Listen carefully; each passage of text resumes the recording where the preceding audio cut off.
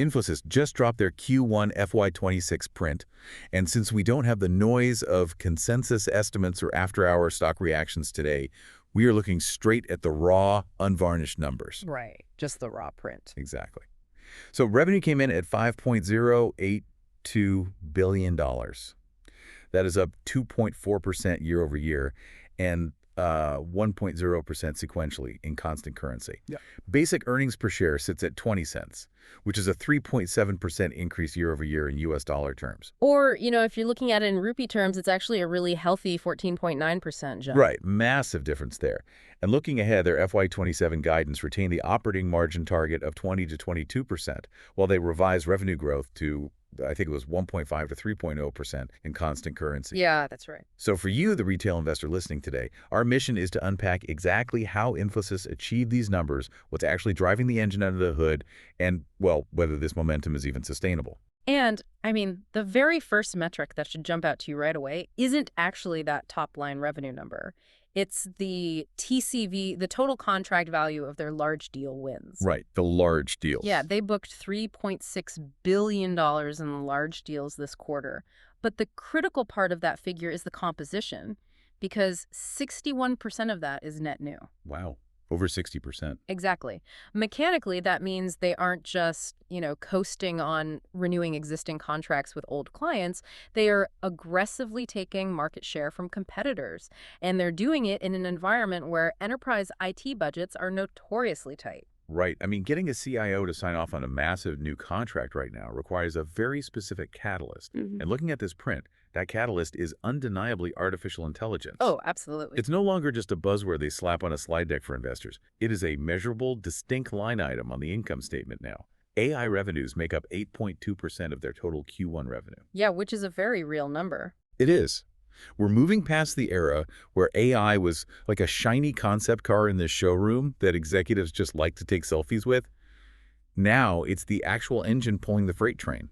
If you look at the commentary from CEO Salil Parekh, he deliberately emphasizes this shift. He points out that, and this is a quote, AI momentum is now rapidly converting into revenue. Converting into revenue, right? Because for the last, 18 months, the broader market has been incredibly skeptical about how IT service companies were actually going to monetize the generative AI wave. Yeah, everyone was wondering who was actually going to pay for it. Right. But Parekh is demonstrating that their differentiated enterprise AI value proposition, which is powered by their Infosys Topaz suite, is what's driving these consistent market share gains. Okay, I have to stop you there and playfully translate that. Yeah. Because differentiated enterprise AI value proposition is just peak CEO speak.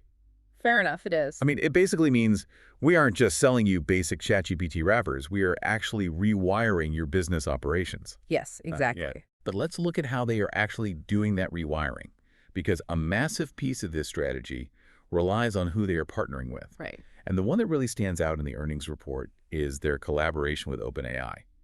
Denise Dresser, she's the chief revenue officer at OpenAI, she noted that their coding assistant, Codex, is becoming a primary workspace for managing agents. Yeah, she specifically highlighted how Infosys is helping organizations move Codex from, early usage to repeatable deployment. Right, so we're talking about legacy code modernization, automated code reviews, vulnerability detection, all that heavy lifting. Exactly. But I have to challenge this setup. Yeah. Because literally every IT consulting firm on earth is partnering with OpenAI right now. They are, yeah.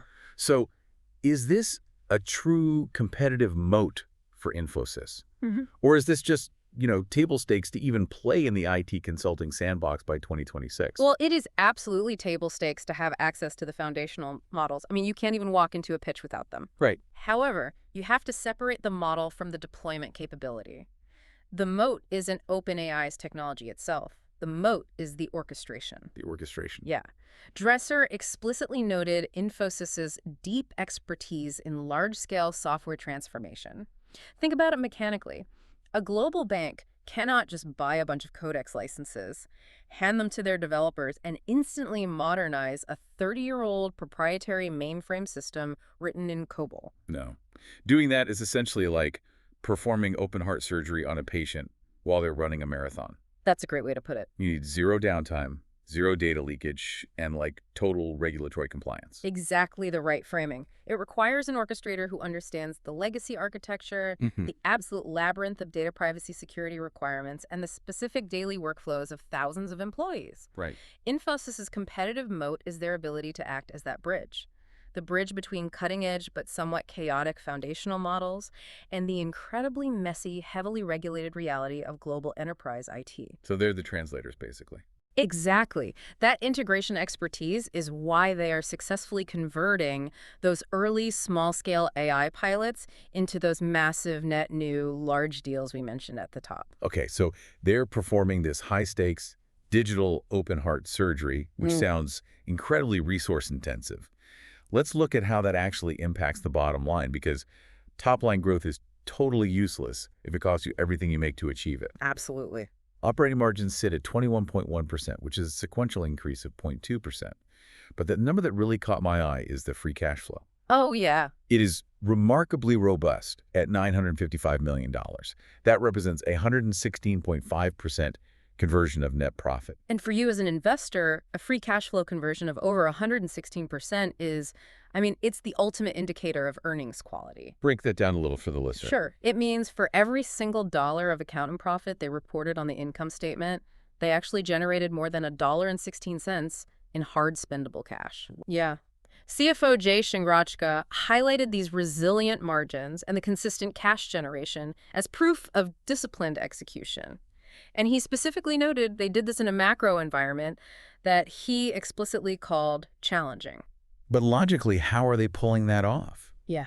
Generating that level of free cash flow while completely overhauling your own service offerings to focus on AI and hiring specialized talent and building new platforms, it just seems contradictory. It does seem counterintuitive, yeah. Usually when a company pivots this hard, you see a massive cash burn phase. Right, but it comes down to intense, almost ruthless operational discipline and expanding operating leverage. They are driving internal productivity using the exact same AI tools they're selling to clients. Ah, so they're drinking their own champagne. Exactly. They are optimizing their pyramid structure, increasing the utilization rates of their employees, and reducing subcontractor costs. Yeah. All of those incremental efficiencies, they just drop straight to the free cash flow line. And we really have to look at the balance sheet to understand what that cash generation buys them strategically. Yeah. Because they are sitting on $2.287 billion in cash and cash equivalents. Which is massive. It is. In the current macroeconomic climate, where debt is vastly more expensive than it was, say, 5 years ago, that kind of liquidity position is a huge weapon. It really is. Whether they need to make strategic acquisitions to buy up niche AI capabilities or just weather a prolonged macroeconomic storm, they have a very thick, self-funded cushion to fall back on. And that strategic flexibility is critical right now. The technology landscape is evolving month to month. Having the cash on hand to capitalize on emerging opportunities without needing to tap the debt markets, it provides a massive strategic advantage over smaller competitors who are just struggling with higher capital costs. Yeah, that makes sense. Yeah. But, you don't get 116% cash conversion just by selling pilot programs to mid-tier companies. No, you don't. Who's actually signing these billion-dollar checks? Let's dig into the specific client wins, making up that $3.6 billion TCV. Let's do it. And before we run through the sectors, the report highlights a fascinating concept brought up during their collaboration with a company called Harness. Right. The CEO of Harness, Jyoti Bansal, talked about something called the AI velocity paradox. He noted that as AI dramatically accelerates code generation, the real challenge for enterprises is getting that innovation to production safely. The mechanics of the AI velocity paradox are incredibly important to understand. Walk us through it. Imagine a factory assembly line where you suddenly replace all the human builders with robots that work 10 times faster. Okay. But you leave the exact same single human safety inspector at the end of the line. Oh, I see. You don't actually get more finished products to the market. You just get a massive, chaotic pileup of unchecked inventory. So development speeds up exponentially, but the testing, security, compliance, deployment, they all struggle to keep pace. Exactly. The AI is writing code faster than the human security teams can physically review it, which introduces massive operational risk. Yes, okay. So enterprises are realizing they need companies like Infosys not just to build the AI applications, but to completely rebuild the underlying testing and deployment infrastructure. Exactly. The pipes themselves need to be upgraded, not just the water flowing through them. And looking at this quarter's deal sheet, it looks like every major sector is trying to upgrade their pipes simultaneously. Mercedes-Benz Group is a prime example in the automotive sector. Yeah, that's a huge one. They are moving their hybrid cloud and data center operations to an AI-led operating model, Right. specifically embedding AI ops and agentic AI across their IT landscape. Right. And for the listener, agentic AI is a term thrown around a lot right now. It is crucial to understand that it is fundamentally different from a generative AI chatbot that just, answers your questions. It's very different. Agentic AI systems actually have the agency to execute tasks across different software environments. Right. In the context of a massive auto manufacturer like Mercedes-Benz, agentic AI means their IT infrastructure can begin to self-heal. Self-heal, like automatically. Yeah, so if a server goes down that manages supply chain data for engine parts, the agentic AI doesn't just send an alert to a human engineer. It can independently diagnose the issue, spin up a backup server, reroute the data traffic, and log the fix-all in milliseconds. That is wild. It is, and that level of automation dramatically reduces operational downtime. And the banking sector seems particularly hungry for that kind of automation as well. Okay. We see a massive 7-year deal with Bendigo Bank to build a future-ready digital bank for their 2.9 million customers. Yep. But the one that really highlights the necessity of AI is their expanded collaboration with DNB Bank ASA to modernize financial crime operations. Oh, absolutely. Because using AI to detect and investigate complex financial crime isn't a luxury anymore, right? It is literally the only way to keep up. Detecting modern financial crime requires analyzing millions of global transactions in milliseconds to spot, like, microscopic anomalies. Legacy rules-based software systems simply cannot process that volume or recognize the complex patterns of modern fraud. They just break down. Exactly. DNB Bank needs an AI-driven system. But again, a bank cannot just pause its operations to build an internal AI R&D team from scratch. Partnering with Infosys allows them to instantly plug into global capabilities and specialized software engineering. And we are seeing the exact same pattern in healthcare manufacturing. Centara is working with them to scale AI adoption securely across their hospital teams, focusing on care delivery efficiency while maintaining strict patient data compliance. Right, highly regulated. Yeah. And GlobalFoundries, a massive semiconductor manufacturer, they're accelerating the AI-driven transformation of their IT operations. Yeah. So, looking at this incredibly diverse list, from banking to auto to telecom to healthcare, is this a signal that legacy enterprises are finally hitting the panic button? Like, are they essentially using players like Infosys as their outsourced R&D departments because internal development is just too slow? I wouldn't classify it as a panic button, but it is definitely a stark acknowledgement of reality. The technological complexity of deploying something like agentic AI securely in a highly regulated industry like healthcare or banking is simply beyond the internal capabilities of most legacy enterprises. It's just too complex. It is. Building an in-house team with top-tier AI talent is wildly expensive and takes years. So partnering with Infosys is absolutely outsourced R&D, but perhaps more importantly, it is outsourced risk management. Outsourced risk management. I like that. Which brings us perfectly to the other side of the ledger. As financial analysts, we can't just look at the shiny deal sheet, the massive cash flow, and the AI wins. Right, we have to look at the whole picture. You have to look for the cracks in the foundation. Yeah. What could derail this 1.5 to 3.0% growth guidance? Because if you read the safe harbor statement and look closely at the CFO's mention of a challenging environment, the road ahead has some pretty significant potholes. Yeah, and the safe harbor statement is always the best window into what management is actively losing sleep over. Always. They explicitly highlight the execution of their business strategy amidst macroeconomic uncertainties and geopolitical situations. When you operate as a global IT provider, any economic slowdown in the US or European markets directly and immediately impacts your clients' discretionary IT budgets. Right. They also point out the complex and evolving regulatory landscape, specifically highlighting immigration regulation changes, particularly in the United States. This is a big one. Yeah, for a listener who might not be familiar with the mechanics of the traditional IT services business model, why does immigration policy pose such a material threat to their bottom line? Well, historically, the IT services model relied heavily on moving specialized, lower-cost talent across borders, primarily utilizing H-1B visas to bring engineers into the U.S. to work directly at client sites. Okay. Any tightening of those visa regulations or increases in visa costs forces companies like Infosys to hire more local talent in the United States. And I'm guessing they are not cheap. Not at all. Local U.S. engineers command significantly higher salaries, which directly compresses operating margins if Infosys cannot pass those costs on to their clients. And speaking of wage costs, the safe harbor statement explicitly lists the risk of increased competition for talent, increase in wages, and investments to reskill our employees. Yeah. This is where I want to push back on their long-term margin outlook. We established earlier that top-tier AI talent is incredibly rare and wildly expensive. Extremely expensive. Right, so if there's a global bidding war for these engineers, how mathematically realistic is it for Infosys to maintain that 21.1% operating margin long-term without passing massive price hikes to their clients?